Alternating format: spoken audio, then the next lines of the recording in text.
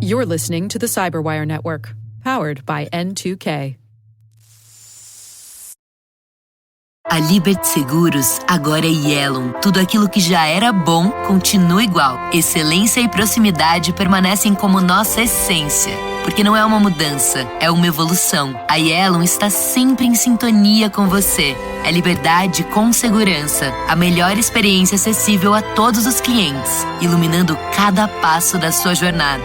Deixe essa luz iluminar seu caminho. Yellow Seguradora. Seguro para viver livre. Consulte seu corretor. Around every entry point and every clever attacker, Vectra sees the attacks others can't. How? Vectra has AI on it. Vectra's AI attack signal intelligence tells security teams where to focus, what matters. It wades through thousands of individual threat events so you don't have to. Attackers infiltrating your network? Vectra has AI on it. Attackers compromising your identities? Vectra has AI on it. Vectra AI, the integrated signal powering your XDR. Visit vectra.ai/showme to learn more. That's vectra.ai/showme to learn more.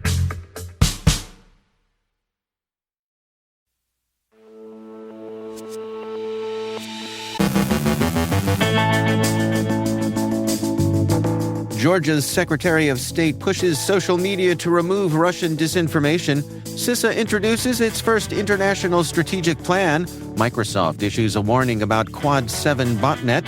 Researchers uncover a zero-click vulnerability in Synology devices. CISA warns of critical ICS vulnerabilities. The U.S. and Israel outline the latest cyber activities of an Iranian threat group. Researchers track an online shopping scam operation called Fish and Ships. A Colorado pathology lab notifies 1.8 million patients of a data breach. Our guest is Gary Barlett, public sector CTO at Illumio, with a timely look at election security. And packing a custom PC full of meth.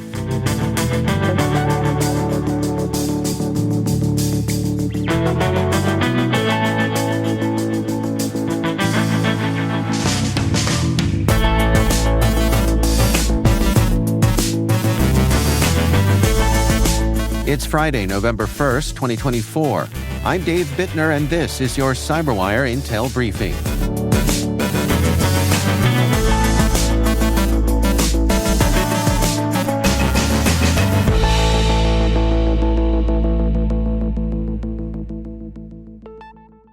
Thanks for joining us here today. It is great to have you with us.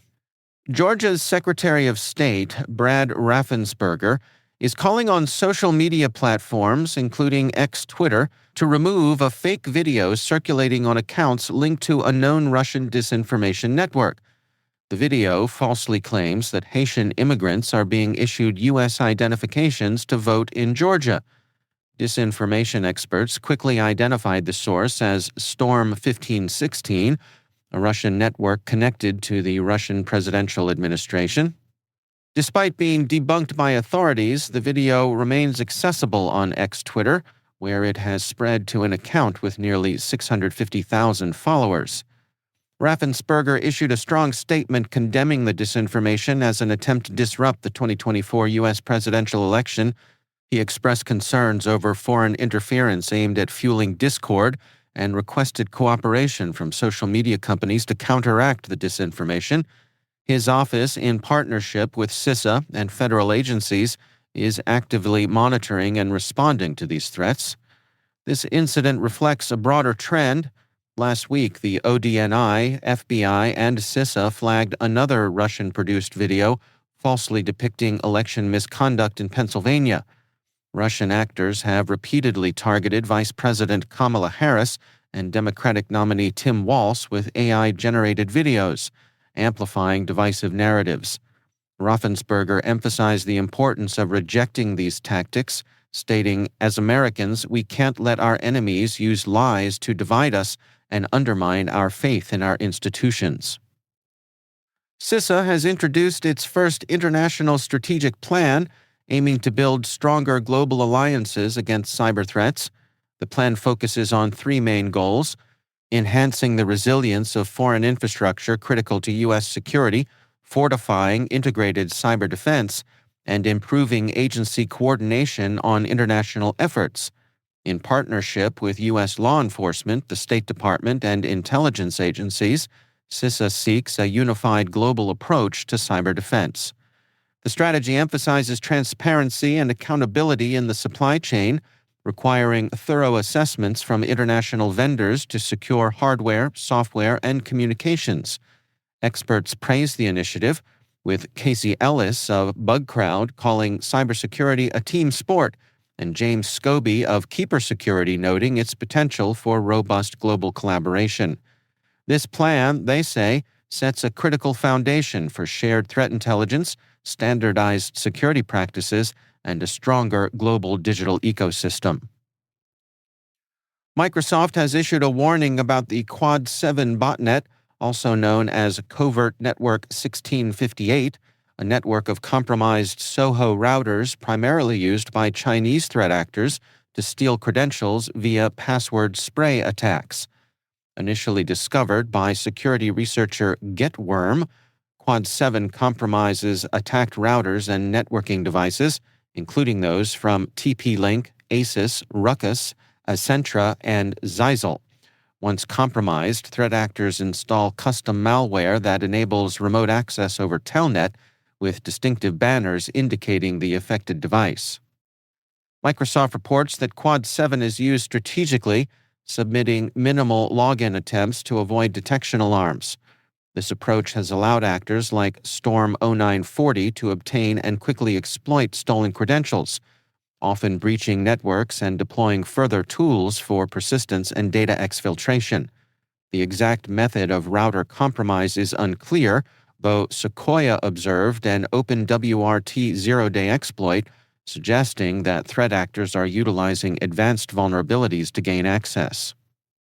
Staying with Microsoft, Redmond is delaying the rollout of its AI-powered Windows Recall feature, initially set for October, to December for further testing. First announced in May, Recall captures and analyzes screenshots of active windows, allowing users to search them with natural language. However, concerns over privacy led Microsoft to implement opt-in usage, Windows Hello verification, and filtering for sensitive content. Microsoft also promises additional security measures, including anti-hammering and rate limiting, to address feedback from customers and privacy advocates. Dutch researchers have uncovered a zero-click vulnerability in Synology's network-attached storage devices, specifically in the pre-installed Synology Photos application.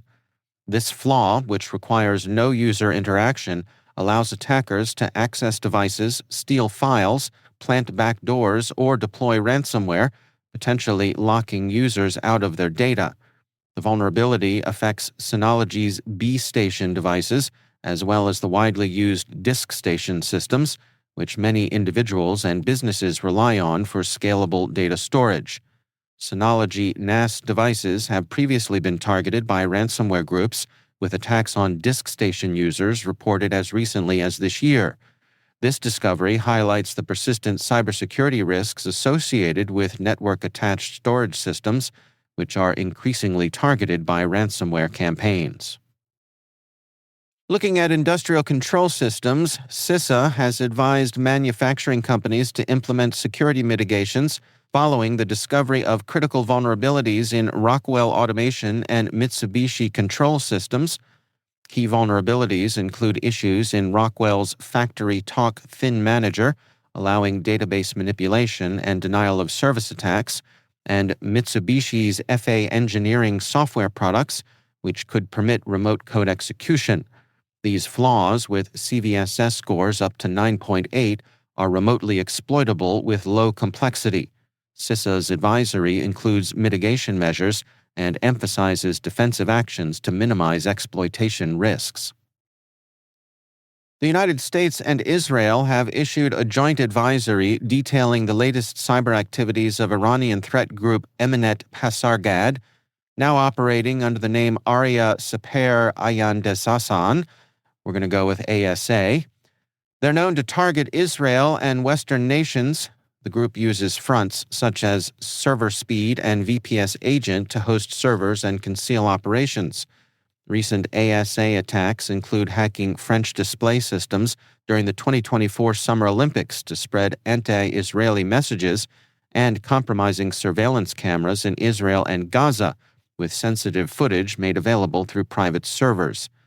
Additionally, ASA reportedly contacted families of hostages taken by Hamas to inflict psychological harm. The group also hacked a U.S.-based IPTV service to distribute propaganda. Using AI for advanced voice modulation and photo generation, ASA continues to evolve its tactics. U.S. officials have sanctioned the group, underscoring its role in state-sponsored influence operations across critical Western and Middle Eastern infrastructure. Human Security's Satori Threat Intelligence and Research Team uncovered an ongoing phishing scheme called Fish and Ships, which has compromised over 1,000 legitimate shopping sites since 2019. Using fake product listings, the operation lures shoppers to fraudulent sites with high-demand items at bargain prices. Once on these fake sites, users' payment data is stolen through compromised checkout processes, with the attackers often using legitimate payment processors to add credibility. Fish and Ships has built 121 fake stores to funnel traffic, and attackers use SEO techniques to ensure listings appear high in search results. Human has worked with partners to disrupt this scheme, removing some fake listings from Google and notifying affected payment processors. However, the operation remains active, and shoppers are advised to remain cautious of offers that seem too good to be true. 6 months after a Medusa ransomware attack, Colorado's Summit Pathology Laboratory has notified 1.8 million patients of a data breach. The attack, which began when an employee clicked a phishing email, exposed patient names, addresses, social security numbers, and medical records. Medusa hackers claimed credit for the breach, but Summit has not disclosed if a ransom was paid. They worked quickly to secure their network and involve the FBI, preventing major disruptions. Since announcing the breach, Summit faces 8 class action lawsuits alleging negligence and seeking damages.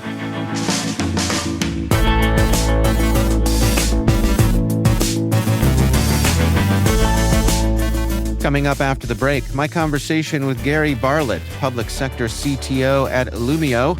We're talking election security. Stay with us.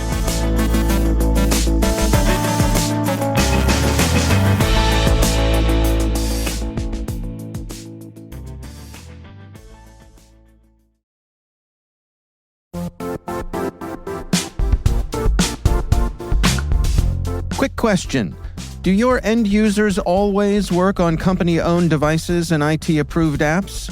If the answer is no, then my next question is, how do you keep company data safe on all those unmanaged apps and devices? 1Password has an answer to this question: Extended Access Management. 1Password Extended Access Management helps you secure every sign-in for every app on every device, because it solves the problem traditional IAM and MDM can't touch. Check it out at 1password.com/XAM. That's 1password.com/XAM.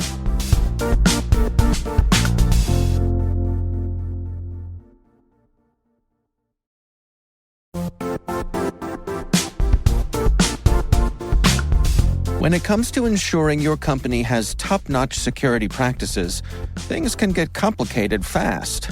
Vanta automates compliance for SOC 2, ISO 27001, HIPAA, and more, saving you time and money. With Vanta, you can streamline security reviews by automating questionnaires and demonstrating your security posture with a customer-facing Trust Center. Over 7,000 global companies like Atlassian, Flow Health, and Quora use Vanta to manage risk and prove security in real time.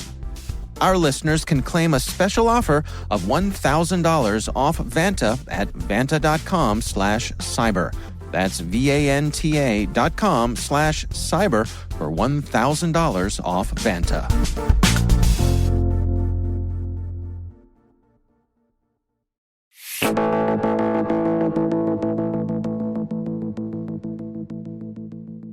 Gary Bartlett is public sector CTO at Illumio.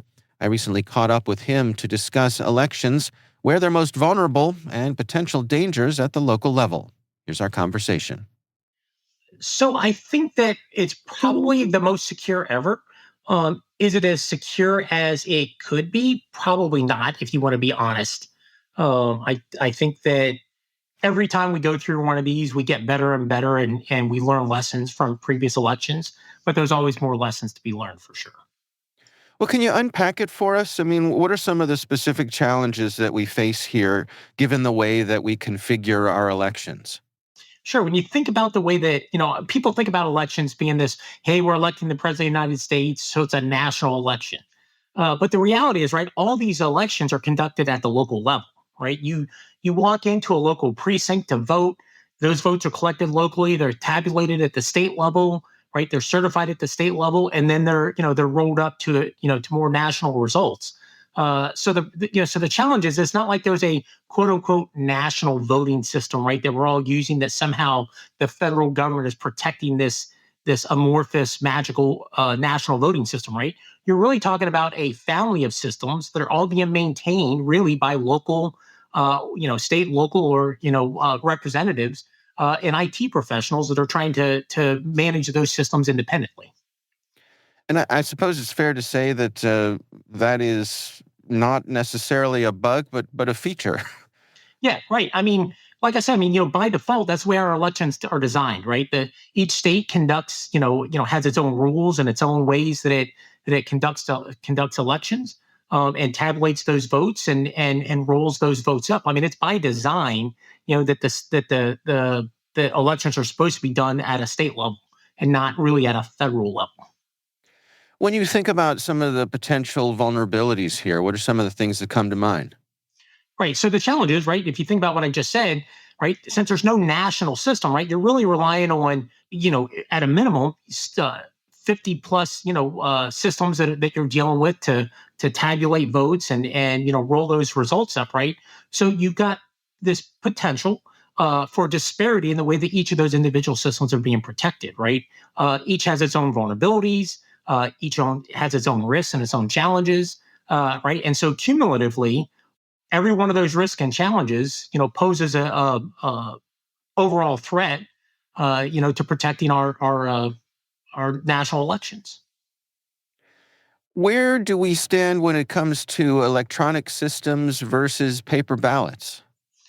So it's interesting, right? And again, it depends on the state you're talking to, right? A lot of times they'll keep the paper ballots, right? And that's that's oftentimes seen as the backup. Sometimes they do, in-state, in-person validation of those ballots, to cross-reference against the results. Sometimes it's only, if there's some sort of challenge to results, that they'll go back and count paper ballots.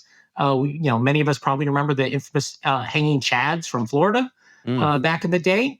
So there's a lot of different ways about this, but at the end of the day, the results are collected and oftentimes transmitted electronically. And as you and I both know, anytime there's anything electronic, right, it opens itself to some sort of compromise, from potentially an adversary, a nation state that wants to try to affect our elections.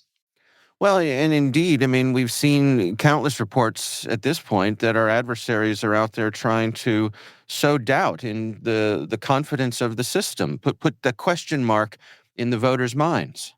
Absolutely, right. And if you think about it, oftentimes, right, we hear these doomsday scenarios of, a voting system may have gotten compromised and it flips votes from one candidate to another or something like that. But the real challenge is, right, you don't necessarily have to actually change any votes. All you have to do is, like you said, sow that doubt, right? If you start to get the populace of the United States to start to question elections, right? And that's not hard nowadays. You start getting people to potentially question the results of an election, right? The nation states that want to see us kind of in disarray have won, right? They've achieved their results. If they start getting more and more people to question, the validity of their elected leaders, that can cause internal strife. And if the U.S. government is dealing with internal strife, they've got less capacity to deal with external strife and external threats. What would be your advice to folks who are heading to the polls here? I mean, in terms of a frame of mind, a mindset as they consider the state of security of our elections here? So I would say, listen, I've already voted, right? And I voted with confidence. I think that between the efforts of the federal government in coordination with state and local governments, I think they're doing as good a job as can be done, with reality, right?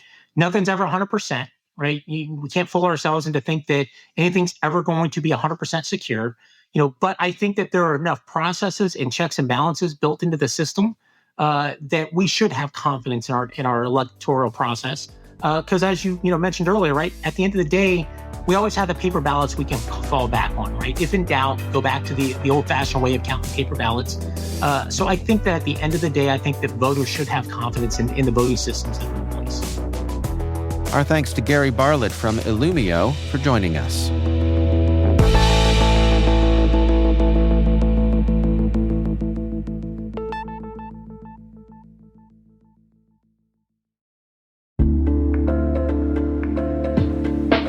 Imagine this. Your primary identity provider goes down, whether it's a cloud outage, network issue, or even a cyber attack. Suddenly, your business grinds to a halt. But what if it didn't have to? Meet Identity Continuity from Strata, the game-changing solution that keeps your business running smoothly no matter what. Whether your cloud IDP crashes or your on-prem system faces a hiccup, Identity Continuity seamlessly shifts authentication to a secondary or even tertiary IDP, automatically and without disruption. Powered by the Mavericks Identity Orchestration Platform, Identity Continuity uses smart health checks to monitor your IDP's availability and instantly activates failover strategies tailored to your needs. When the coast is clear, it's a seamless switch back. No more downtime, no lost revenue, no frustrated customers. Just continuous, secure access to your critical applications every single time.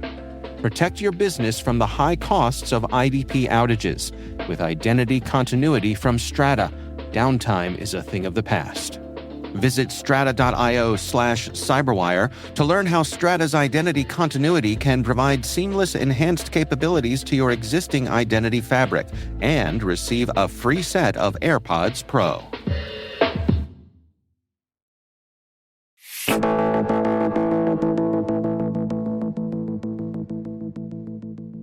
And finally, our Down Under desk reminds us that building a custom PC setup is easier than ever. But one Malaysian man took creative assembly to a new level. Recently, Australian authorities intercepted his DIY project, PC tower cases packed not with graphics cards, but with 100 kilograms of meth. The drug-packed towers were shipped from Malaysia, arriving in Australia on October 16th. When Australian Border Force officers examined the computer equipment, they found blocks of white powder hidden inside. Lab tests revealed the powder was meth, setting off a quick response from the Australian Federal Police. The alleged smuggler showed up to pick up his hardware from a storage unit on October 30th, where he was promptly arrested. Australian authorities estimated the meth-filled towers could have hit the streets as millions of doses. Instead, this peculiar tech upgrade earned him a drug possession charge, carrying a potential life sentence. No motherboard needed for that rig.